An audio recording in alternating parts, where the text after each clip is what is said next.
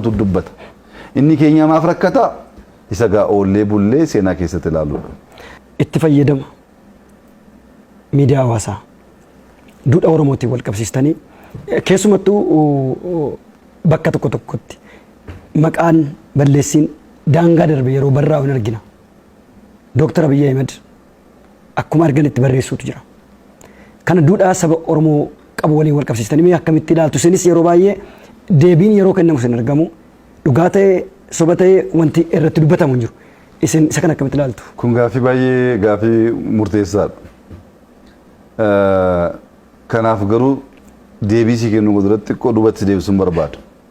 Jalqaba muummicha ministeeraa ta'uu yaadinaa muummicha ministeeraa ta'uu isiniin maluu isiniin dandeessanii isin bitamuuf malee bituuf hin geenye isin dhiphummaa qabdu ilaalcha gadaantummaa qabdu hin dandeessanii bara jedhamu keessatti barreeffama tokko ni argadhee dubbise. Sanattuu hanga irraa anaa fi humna ta'ee na qabee deemaa jira. Barreeffamni suni Maandeellaa wajji wal qabatee barraa'e. Maandeellaan barataa kan ture seera barachaa ture yeroo dargaggummaa.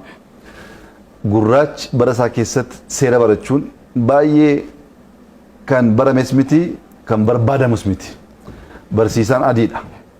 Maandeellaan arguu jibba kutaa barumsaa keessatti.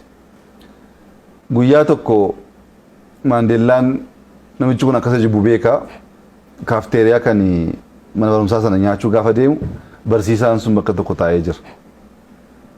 Maandeellaan itti hiqeetu gara teessoo isaatti deemeetu taa'ee nyaata isaa fidatee nyaachuu barbaannaan piroofeesarri sun waan tokkotti dubbate.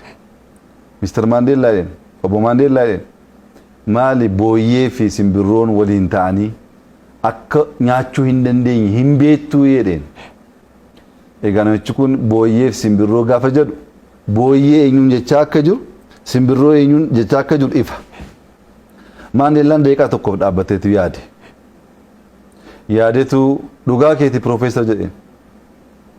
Booyyee fi simbirroon waliin ta'anii nyaachuun sirrii miteedha. Garuu immoo jedhe simbirroon balali'uu waan dandeessuuf bakka ishee jijjiirrachuu dandeesseetu bakka irraa ka'eetu bakka biraa taa'e. Maal jechuudha? Atillee anaan booyyeen an jechaa jirta booyyeen si an simbirroodhaa jedhee deeme jechuudha. Namichi kun baay'ee aare. Baay'eetti dhaga'ame. Yeroo biraa haaloo kana ba'achuudhaaf yeroo fudhateetu itti yaadee guyyaa tokko kutaa keessatti barattoonni hundi bakka jiranitti Mister Maandeellaa gaaffii tokkoon si gaafadhaa jedheen. Na gaafadhaa piroofeesar jedhee deebiseef Maandeellaan dargaggoo yeroos. Maal jedhee gaafataa karaa irratti qarshii kuntaala tokko yookaan immoo qarshii kuntaala tokkoof beekumsa kuntaala tokko wal bukkee taa'anii soo argatte isa beekumsaa fudhattamoo isa qarshii fudhattaa jedheen. Maandeellaan kun gaaffii maalii qabaa isa qarshiin fudhadhaa jedhe. Piroofeesarri kun baay'eetti kolfe. Maaliif beekumsa dandeettii mala dhiisteetu qarshii fudhatte jechuuf kolfaga.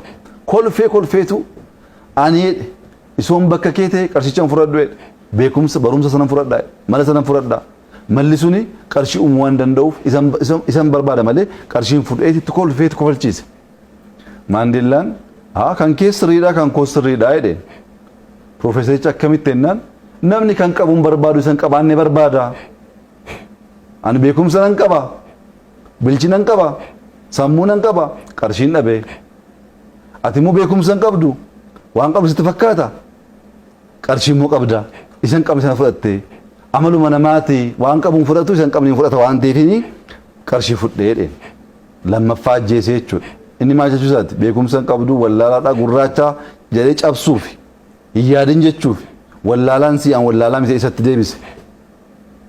Namichi kun yeroo kana baay'ee aareetu guyyaa tokko kutaa keessatti qormaata kenna barattoota hundaaf. Qormaata sana gaafa deebisanii maqaa isaaniitiin qormaata waraqaa isaanii deebisaaf. Gaafa deebisuu kan Maandeellaa irratti idiyeet jedhee barreessa doofaa wallaalaa jedhee barreessetu itti kenna. Maandeellaan taa'ee ilaaleetu baay'ee gubate. Yaadeetu piroofeesar jedhe waraqaa koo irratti maqaa keessan barreessitaniitu qabxii koo mukaa'uu diddanii namichi maraate am inni arrabsuuf doofaa idii jedhee barreesse maqaa keetii jedhe inni immoo yeroo sadii ajjeese Maandeellaan ilaalcha kanaan hidhamee garafamee dhiibamee yaanni kun isa keessatti waan biqileef caalee moo'ee seenaa hojjetee jira. Ani muummicha ministeeraa ta'uu hin dandeessu. Ati bitamuuf malee bituuf hin qophoofne. Ati xiqqoodha. Ati hin beektu gaafa naan jedhan kan kun arraba kana hunda jecha kana hunda abbaatti deebiseen karaa koon deemaa ture. Kana tosiin naga'e. Harroo sagalee baay'ee dhaga'ama olii gadi. Inni kee hundi marqaan barreessaa oola. Kana hunda deebisaa oolan hojii hojjechuu hin danda'u. Ani seenaa hojjechaa jira.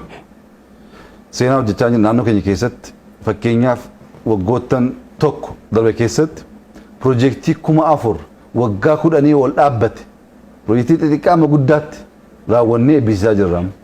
4,000 ol mana barumsaa ta'uu danda'a, hospitaala xixiqqaa ta'uu danda'a, gamoo garaagaraa ta'uu danda'a.